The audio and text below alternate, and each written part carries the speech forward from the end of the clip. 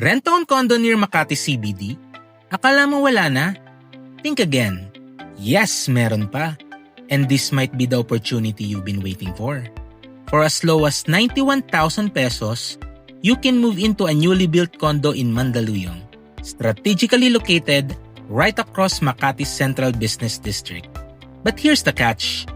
Few units na lang. So if you're serious, now is the time. Why choose this property? If you're an investor, this is a smart move. High rental demand, strong resale potential, central connectivity across Metro Manila, position between major business hubs like Makati, Ortigas, and BGC. And the features? You will love this. Intercom-ready units, extra-wide hallways, high ceiling for that premium feel, smart home ready, RFID secured access, only 25 units per floor, and complete amenities yet very affordable condo use. Pet lover? Perfect! This community is pet-friendly.